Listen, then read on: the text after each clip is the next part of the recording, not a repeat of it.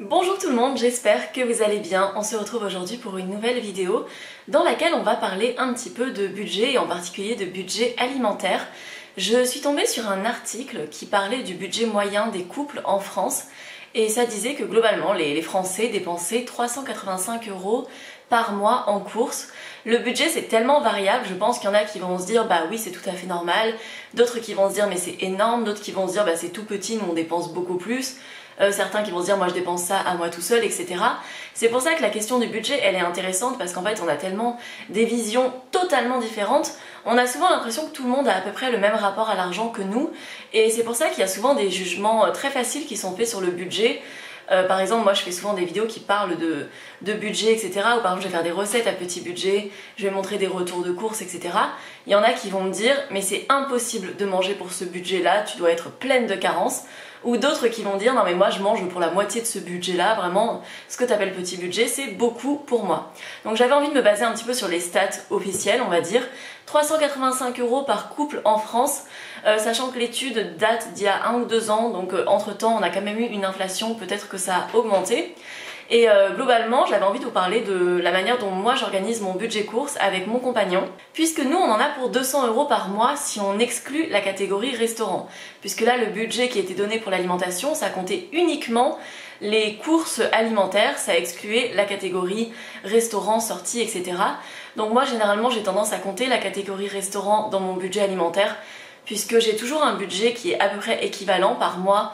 Nous, on dépense 250 € à deux sur l'alimentation en comptant les restaurants, mais si on devait enlever les restaurants, ça nous ferait environ 200 €. Donc voilà, je vais vous donner 10 astuces pour réduire votre budget alimentaire. En tout cas, si vous vous situez dans cette moyenne de Français de 385 €, peut-être que vous dépensez 300, 500. Par exemple, les personnes qui ont des revenus assez élevés dépensent généralement plutôt 500 € par couple. Donc voilà, vous voyez que c'est très variable le budget alimentation. Et moi j'ai envie de vous parler de comment on a un budget alimentation qui est assez réduit en termes vraiment financiers, mais pour autant vous pouvez voir des tonnes de recettes sur ma chaîne, vous pouvez voir ma manière de cuisiner, etc. On est loin de se priver et on mange très bien et vraiment relativement équilibré tout en se faisant plaisir, etc. C'est parti! Le premier conseil que je pourrais vous donner, c'est de faire une liste de repas que vous aimez dans votre quotidien et qui ne coûtent pas cher, tout en étant relativement équilibré. Donc par exemple, moi je sais qu'en hiver, je vais faire très souvent des currys de légumineuses ou de tofu avec du riz, des légumes dedans. Voilà, quand je fais une quiche, etc. On a plein de recettes, nous, dans notre quotidien qui reviennent à 1 €. Je donne le chiffre de 1 € parce que pour moi, c'est un peu le prix de base pour faire un repas très économique, tout en ayant tout ce dont on a besoin dedans.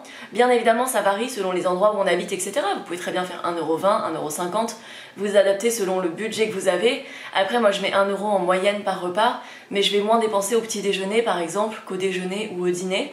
Mais ça peut être bien de se faire des listes de repas que vous connaissez dans votre liste habituelle un petit peu et qui vous coûtent pas cher et peut-être les mettre un petit peu plus souvent. Si vous manquez d'inspiration, vous avez plein d'idées de repas à 1 € sur ma chaîne. Ce sera d'ailleurs la prochaine vidéo que je vais vous faire. Je vais vous refaire une petite vidéo avec 3 idées de repas à 1 €. Donc n'hésitez pas à me suivre sur YouTube si vous voulez voir cette vidéo qui sortira dans environ 5 jours. Mon deuxième conseil, c'est vraiment de réfléchir ces repas autour d'associations simples. Au lieu parfois d'être vraiment dans le grand débat, mais on mange quoi ce soir? J'ai aucune idée. Et on cherche en partant un petit peu de rien dans sa bibliothèque de souvenirs un petit peu qu'est-ce qu'on pourrait bien manger. C'est bien de réfléchir autour d'associations simples, donc c'est-à-dire moi par exemple, tous mes repas vont être organisés autour d'une source de féculents, une source de protéines, une source de légumes. Le gras, je réfléchis pas spécialement parce que je vais forcément soit cuisiner avec de l'huile d'olive, soit mettre du lait de coco, soit mettre un petit peu d'avocat, enfin, des choses comme ça que je vais ajouter en plus qui apporteront des lipides.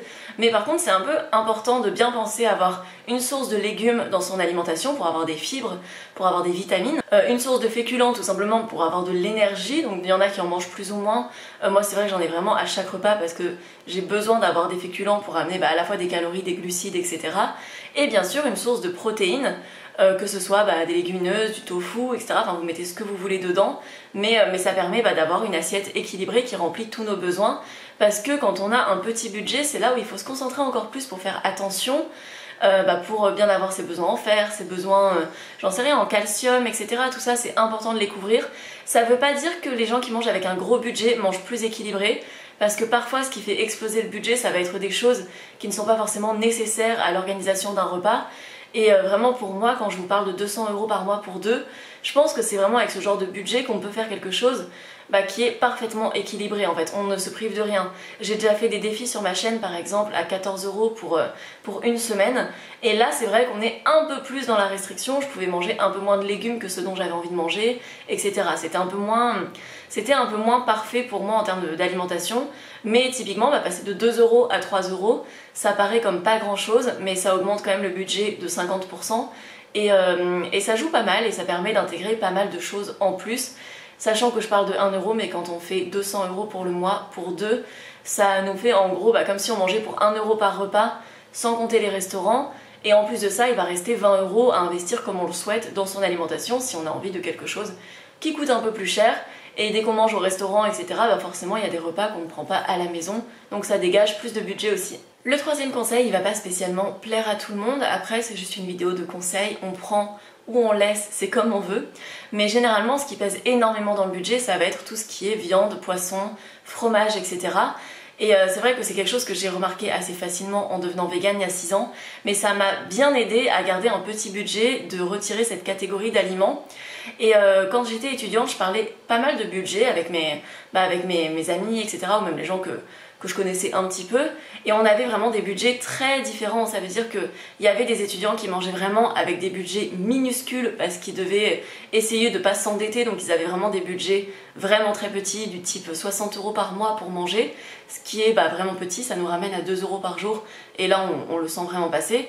Et il y en avait qui dépensaient 60 € par semaine parce qu'ils mangeaient presque de la viande à chaque repas, ou du poisson, qui mangeaient beaucoup de fromage, etc.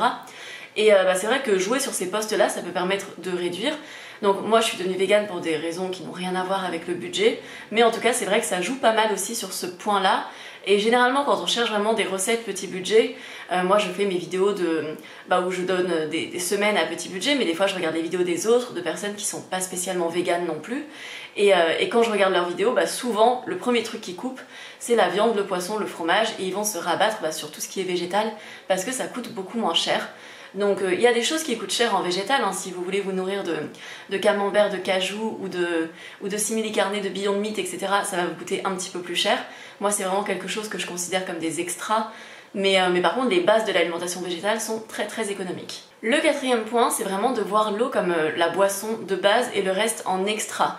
Ce que je veux dire, c'est qu'on a souvent tendance, et plus je pense chez les jeunes que chez les personnes de la génération de mes parents par exemple, mais c'est assez commun d'avoir toujours de l'ice tea dans le frigo, d'avoir des bières, etc. et de consommer pas mal de boissons en plus de l'eau qui pour le coup n'ont pas un intérêt nutritionnel intéressant, enfin c'est vraiment juste du loisir, de l'extra. Je dis pas du tout qu'il faut pas en boire, hein, c'est pas du tout ce que je dis, je parlerai un petit peu après de la catégorie extra, mais juste sur la base, c'est vraiment important quand on a soif de boire de l'eau et vraiment de se diriger vers ça. Il y a de plus en plus de gens qui n'aiment pas spécialement l'eau, ce qui est assez dommage parce que c'est quand même l'élément dont on a le plus besoin pour s'hydrater, pour survivre tout simplement. Et c'est vrai qu'il faut simplement aussi reprendre l'habitude de boire beaucoup d'eau. Moi j'ai vraiment eu une phase quand j'étais ado où j'étais fan de soda, mais vraiment je buvais des tonnes de soda.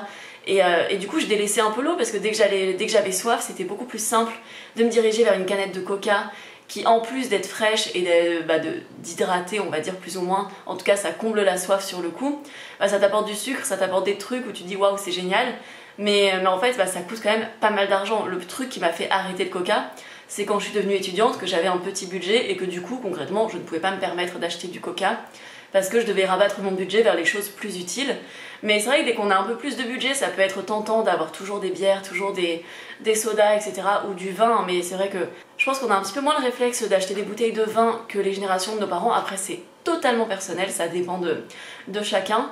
Mais voilà, c'est pareil, c'est vraiment à considérer en extra et vraiment reprendre l'habitude, si on a perdu cette habitude, de se diriger vers l'eau dès qu'on a soif, ou à la rigueur d'avoir un petit peu de sirop dans les placards ou ce genre de choses, ce qui permet d'avoir une boisson sucrée quand on en a envie, et ça coûte quand même vachement moins cher que de boire des canettes de coca, etc.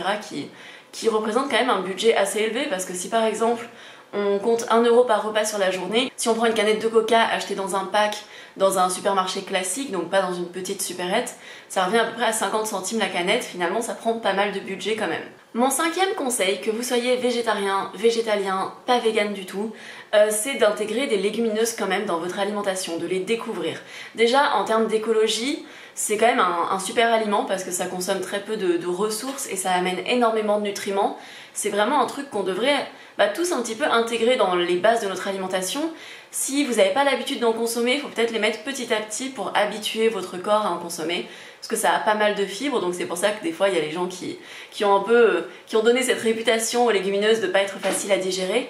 Et c'est vrai que selon si on n'a pas trop l'habitude d'en manger, ou si au contraire on en mange trop, parce qu'il faut pas non plus en manger à chaque repas, voilà, ça peut être compliqué à digérer, mais sinon en intégrer par exemple 3 ou 4 fois par semaine sous des formes différentes dans votre assiette, ça peut être très bien. Par exemple, souvent on pense simplement en France aux lentilles dans le saucisse lentilles ou alors les pois chiches dans le couscous, mais en fait il y a plein de manières de les intégrer. Les lentilles, déjà il y en a plein de couleurs différentes. Si vous avez des lentilles corail, dans un dalle au lait de coco avec de la courge butternut à l'automne, ça va être merveilleux.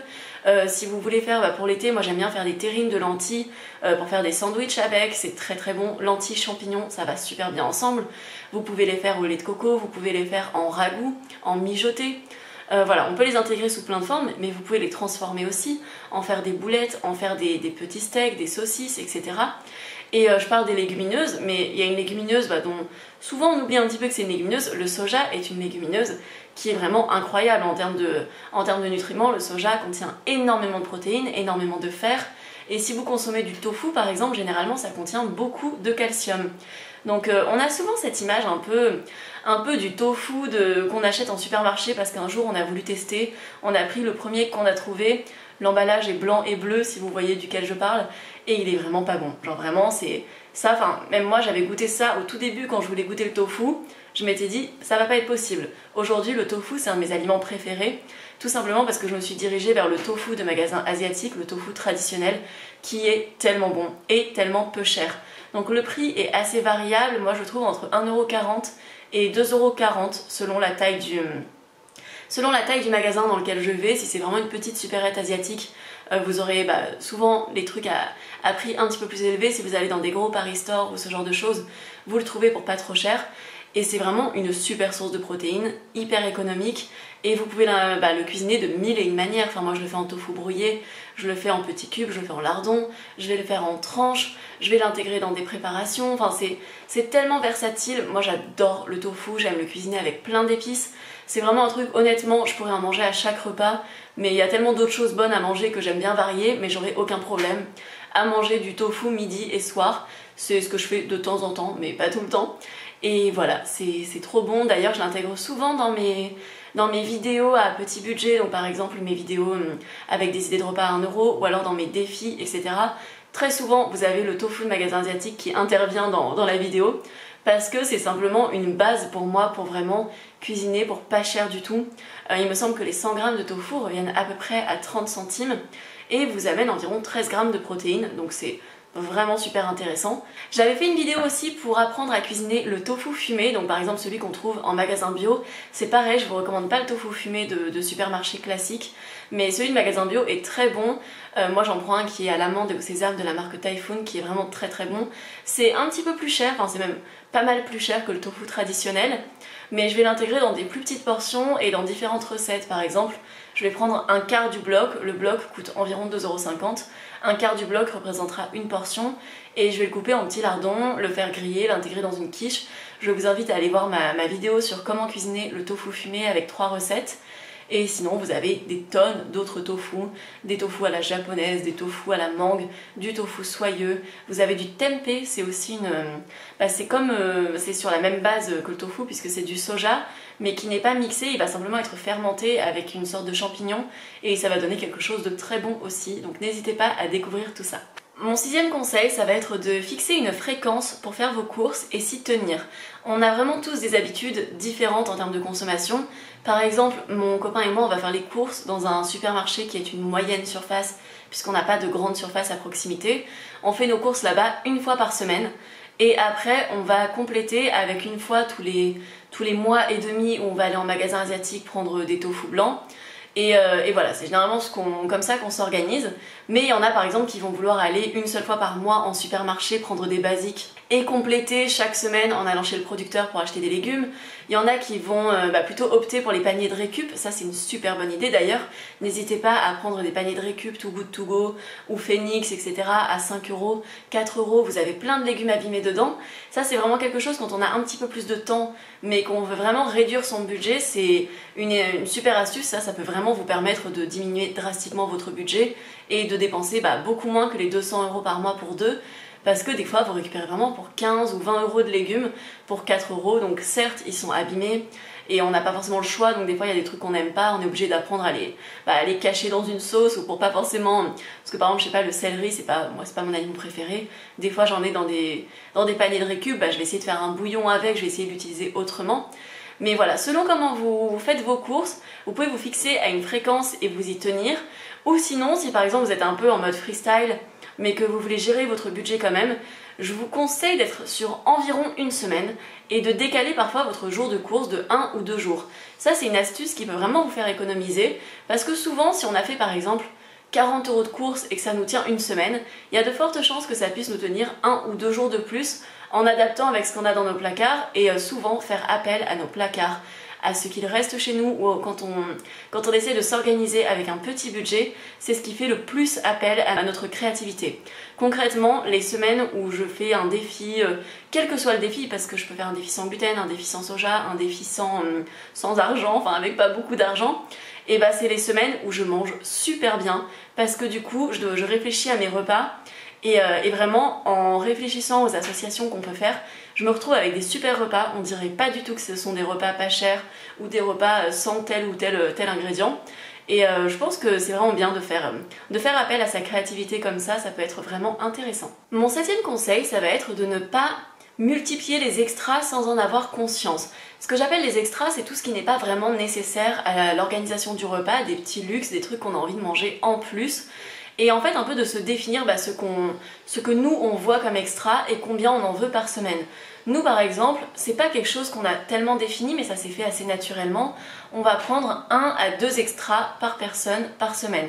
Ce qu'on va considérer comme extra par exemple, c'est si on prend un pot de rillettes végétales à 3 €. C'est pas un truc dont on a spécialement besoin dans la semaine, c'est pas un truc économique, mais si on a envie de le prendre, on va le prendre et si en plus, j'en sais rien, on veut une bouteille d'ice tea par exemple, ou si on achète un simili-carné, ou peu importe en fait. Par exemple, moi quand j'achète du houmous, je considère que c'est un extra parce que je peux le faire maison et que ça me coûte beaucoup moins cher de le faire maison. Je peux faire un énorme Tupperware de houmous pour même pas 1 €, 1,50 €, alors que je vais acheter un tout petit pot de houmous comme ça qui va coûter 2,50 €. Ça, moi je le vois comme un extra, ça veut pas dire que je m'empêche de le faire. Si vraiment j'ai la flemme et je sais que là, j'ai envie de rentrer à la maison et me faire des petites tartines de houmous avec des trucs dessus et que j'ai absolument la flemme de faire du houmous, de salir mon robot, de nettoyer mon robot ensuite, je prends ce petit pot de houmous. Et ça va être pareil, si par exemple mon copain se prend un paquet de cookies granola, qui sont bien véganes d'ailleurs, mais s'il se prend un paquet de cookies granola, c'est un extra. Non pas que des cookies coûtent excessivement cher, je pense que ça coûte moins de 2 € le paquet, mais c'est qu'en fait faire des cookies à la maison ça ne coûte presque rien et t'en as beaucoup plus pour à peu près le même prix. Et voilà, c'est un peu dans ce genre de choses qu'on considère les extras. Les simili-carnés, nous on les place en extra aussi, après on les prend pas forcément pendant nos courses, des fois on les achète sur internet. Mais c'est pas quelque chose qu'on va manger tous les jours parce qu'on veut pas non plus s'habituer à en manger tous les jours. On veut en prendre peut-être 2 fois par semaine. On va acheter un paquet de lardons végétaux en supermarché et il y a une fois dans la semaine où on va se faire des burgers avec des steaks Beyond Meat qu'on a au congèle ou ce genre de choses. Mais par exemple, au lieu de prendre un paquet de simili-carné, on peut prendre un paquet de simili-fromage ou ce genre de choses. C'est pas forcément quelque chose qui est un énorme extra, hein, c'est pas si cher, surtout par exemple un paquet de fromage végétal, nous on l'utilise pas sur une semaine, on l'achète, on le garde au frigo pour le moment où on en aura besoin. Et en fait, c'est pour ça que j'ai des aliments qui peuvent coûter plus ou moins cher dans mon frigo, même dans mes recettes des fois, je vais mettre des purées d'oléagineux, ce genre de choses. Pour moi ce sont des extras parce que c'est des pots qui coûtent assez cher, mais en fait on les met en toute petite quantité, donc ça s'intègre parfaitement dans des recettes petit budget, et c'est bien d'avoir des petits plaisirs comme ça parce qu'on va pas manger en mode restriction, petit budget extrême tout le temps, sauf si vraiment on n'a pas le choix et qu'on est en train de rembourser des dettes ou de réunir une somme pour réussir à payer son loyer ou ce genre de choses. Là on peut se dire bon on va manger pas mal de pâtes à la sauce tomate, mais sinon c'est bien d'avoir des repas équilibrés et qui nous font plaisir. La 8e astuce, ça peut paraître vraiment random comme astuce, mais c'est d'aller faire les courses le ventre plein. Et ça c'est vraiment un truc, j'avais un peu oublié cette règle il y a pas si longtemps, et là vu qu'il fait très chaud en ce moment, au lieu d'aller faire les courses entre midi et 2 comme on le fait d'habitude, nous on fait souvent nos courses le reste de l'année pendant la pause déjeuner de mon copain quand il est en télétravail, c'est vraiment dans notre rituel. Mais là actuellement il fait tellement chaud qu'on va pas faire nos courses en plein soleil parce qu'on a à peu près un quart d'heure de marche dans chaque sens, enfin il faut porter les courses etc. Quand il fait 35 degrés, c'est vraiment pas agréable. Donc on y va plutôt le soir. Et les premières fois où on y allait le soir, j'avais pas spécialement pris de goûter ou quoi avant, on y allait, il était 18h30, c'est un petit peu l'heure où je me disais j'aimerais bien manger un petit truc. Bah, c'est typiquement là où je vais me retrouver à acheter mon pot de houmous à 2,50 € au lieu de le faire, parce que tout ce que je vais voir me donne envie. Et du coup on réfléchit beaucoup moins avec son cerveau et plus avec son estomac, et on est beaucoup plus attiré par des choses qui finalement, on va peut-être même pas les manger, ou alors on va les manger juste parce qu'elles seront là, mais simplement parce qu'on a faim et que du coup on active un peu le mode survie où on a envie de manger tout ce qui passe devant nous. Et donc ça c'est vraiment important de se faire un petit goûter avant d'aller faire les courses par exemple, ou d'y aller vraiment à des heures où on sait que c'est pas des heures où on est tenté par n'importe quoi. Par exemple faire ses courses à 11h30 juste avant de manger le midi, c'est quand même prendre le risque de craquer sur pas mal de choses, ne serait-ce que pour le midi, parce que quand on rentre des courses, on n'a pas forcément envie de cuisiner, on peut avoir la flemme, et là on va se dire bon bah j'ai mangé un truc de flemme que j'avais acheté pour la semaine, et du coup on n'a plus de trucs de flemme pour le reste de la semaine. Je sais pas si vous voyez ce que je veux dire, mais en tout cas pour moi c'est vraiment un truc important de faire attention à ne pas aller faire les courses en ayant super faim. Le 9e point, ça va être d'acheter ses légumes avec une certaine variété. Moi j'organise vraiment mes repas un petit peu en fonction des légumes que j'ai, et c'est ça qui va inspirer le reste de mon repas. Et par exemple, si j'ai des aubergines à la maison, bah c'est ça qui va me donner envie de faire des pâtes avec une sauce tomate aux aubergines grillées et d'intégrer un petit peu de tofu dedans, ou alors d'utiliser des pâtes de légumineuses. Et c'est un peu ce qui va décliner mon repas. Si j'ai des poivrons, je vais faire des poivrons grillés et je vais me faire des tartines de houmous avec des poivrons grillés dessus. Et en fait ça donne beaucoup plus de choix, et souvent quand on mange avec un petit budget, le truc qu'on va un peu limiter ce sont les légumes, parce que c'est vrai que ça n'a pas beaucoup de calories et que ça coûte parfois très cher, donc c'est vrai qu'on a tendance à se limiter dessus. Mais n'hésitez pas à prendre quand même une petite variété de fruits et légumes, et surtout de légumes parce que c'est vraiment ce qui organise les repas. Je trouve que ça aide vraiment à créer des repas intéressants, à avoir des choses savoureuses et à prendre du plaisir à manger. Même l'esthétique de l'assiette, le fait que ce soit coloré, qu'il y ait un peu de choix, différentes saveurs, différentes textures aussi, je trouve que ça donne vraiment envie de manger à la maison. Et typiquement, moi quand j'ouvre mon frigo, que je vois 2 carottes dedans, c'est typiquement à ces moments-là où je vais être en mode bon, j'ai envie d'aller manger dehors, parce que là j'ai la flemme de manger des carottes, c'est pas le truc que j'avais envie de manger maintenant, donc je vais pas en manger. Alors que si j'avais eu à ce même instant dans mon frigo une courgette et quelques champignons et peut-être un petit bout d'oignon, ça m'aurait donné envie de faire un petit sauté de légumes que j'aurais intégré avec des nouilles, quitte à en manger sur plusieurs repas. Mais il y a vraiment ce côté-là où moi des fois j'aime pas manger un repas avec un seul type de légumes. Il y a des légumes que j'aime intégrer dans une petite harmonie d'autres légumes. D'ailleurs, donc ça c'est pas pour tout le monde, mais moi j'aime bien faire du meal prep de temps en temps. J'en fais pas du tout chaque semaine. Ce que j'entends par meal prep, c'est pas le truc où on se cuisine 8 fois le même Tupperware pour manger midi et soir sur la semaine. C'est le fait de cuisiner des légumes, de s'avancer en fait dans les préparations. Il y en a qui appellent ça batch cooking aussi, donc de cuisiner en avance et en grosse quantité. Et ça permet d'avoir toujours des choses dans son frigo. Et donc des fois je fais des sessions de meal prep où pendant 2 heures je cuisine pour toute la semaine. Ça c'est quand je suis motivée. Et il y a des fois où juste je m'avance un peu, donc chaque jour je cuisine des choses. Et après je m'avance un petit peu en cuisinant 2-3 trucs en plus. Et ça me permet, dès que j'ouvre mon frigo, d'avoir pas mal de variétés de choses, de pouvoir créer un repas très rapidement en ayant juste à cuisiner 1 ou 2 trucs au lieu d'avoir tous les ingrédients individuels à cuisiner. Après ça dépend, faut pas se mettre trop de charge mentale. Si pour vous le meal prep c'est un truc qui ne vous convient pas, je sais très bien que ça convient pas à tout le monde. Et pareil, après moi je pense que la cuisine des restes, vraiment, d'ailleurs les restes c'est trop bien de cuisiner en plus grosse quantité chaque jour et d'avoir des petits restes ensuite. Enfin je sais pas pourquoi les gens n'aiment pas les restes. Moi je suis trop contente quand j'ai des restes dans le frigo. Genre ce matin j'avais un petit reste de quiche à la courgette et au tofu fumé. Vous savez que j'adore le salé le matin, j'étais trop contente, j'ai mangé mon petit morceau de quiche et c'était un petit déjeuner parfait pour moi. Je suis vraiment de la team de ceux qui peuvent manger de la pizza au petit-déj par exemple. Pour moi la pizza représente le meilleur truc à manger au petit-déj, donc je suis trop contente quand j'ai des restes comme ça. Mais sinon si par exemple il me reste j'en sais rien, de la ratatouille ou d'autres choses, bah, je vais les manger le midi, ça m'évite de cuisiner le midi, ou alors je vais mettre dans un wrap pour manger un truc rapide, je vais mettre un wrap avec de la ratatouille, j'ajoute quelques pois chiches, un petit peu de sauce, je ferme mon wrap, je mange ça et c'est bon, j'ai pas à réfléchir plus longtemps à mon repas.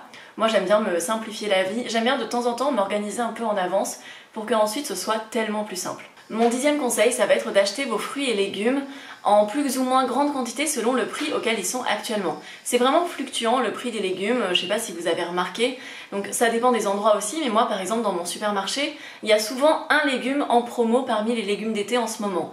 Donc par exemple, il y en a toujours un, que ce soit aubergine, poivron ou courgette, il y en a toujours un qui est un petit peu moins cher cette semaine, et bah je vais prendre un petit peu plus de ce légume là, et je vais prendre un petit peu moins de ceux qui sont chers. Par exemple, des fois les poivrons sont à 4 € le kilo, moi je trouve ça cher, j'achète généralement mes légumes en dessous de 2 € le kilo dès que je vais en acheter des grosses quantités, et j'essaie toujours de favoriser ce qui est local et de saison, bien sûr, c'est le moment où c'est moins cher, mais là, même si on est en pleine saison du poivron, il y a des fois, selon les récoltes qu'ils ont eues la semaine dernière, etc., ça va être plus ou moins cher.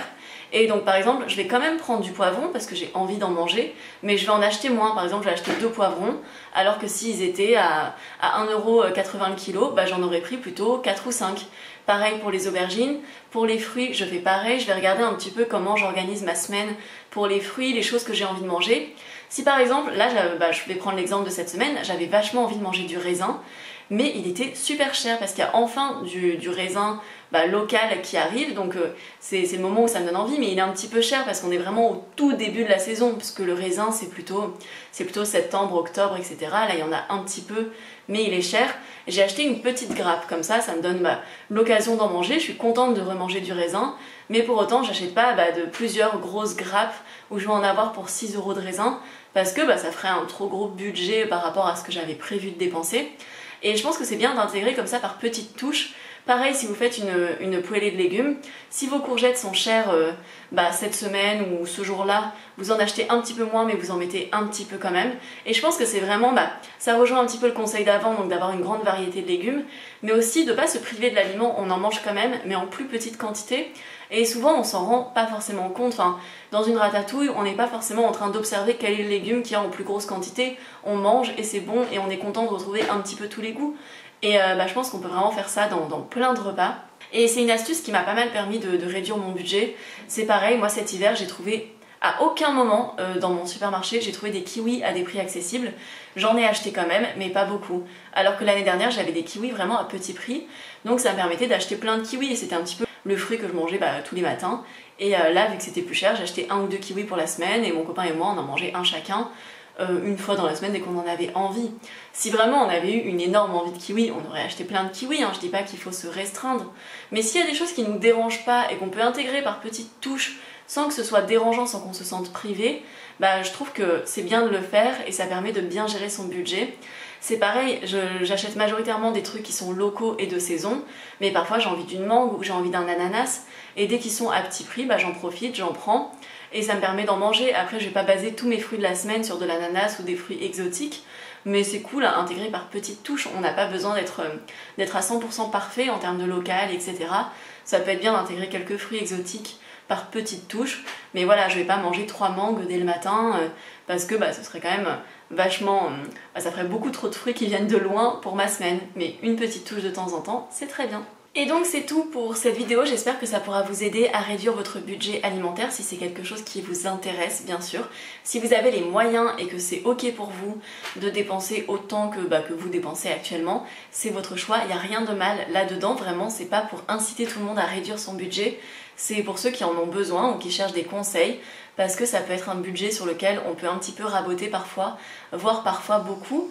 Mine de rien, diminuer de 185 € par mois pour un couple, ça vous dégage 2200 € par an qui peuvent aller en épargne pour un apport, qui peuvent aller pour des vacances, qui peuvent aller pour plein de projets. Et c'est une réduction de budget sans se priver en fait, c'est sans dire manger des nouilles chinoises à tous les repas, c'est simplement d'intégrer, de voir un peu son budget alimentaire autrement.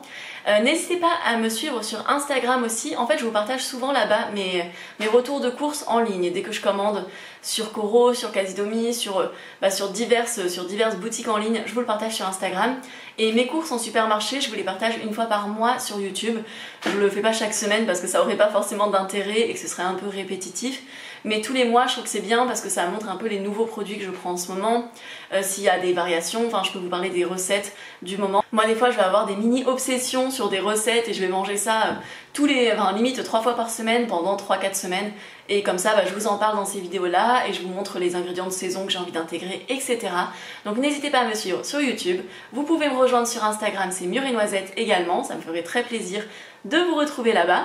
Et vous pouvez commenter et liker cette vidéo bien sûr, ça soutient énormément mon référencement, mon travail. Vous savez que je suis extrêmement reconnaissante d'avoir une communauté qui est super bienveillante et qui me soutient énormément, donc merci à vous. On se retrouve dans environ 5 jours pour une nouvelle vidéo qui sera des idées de recettes à 1 € par repas. Et après on se retrouve tout de suite si vous le voulez sur Instagram. Bisous bisous.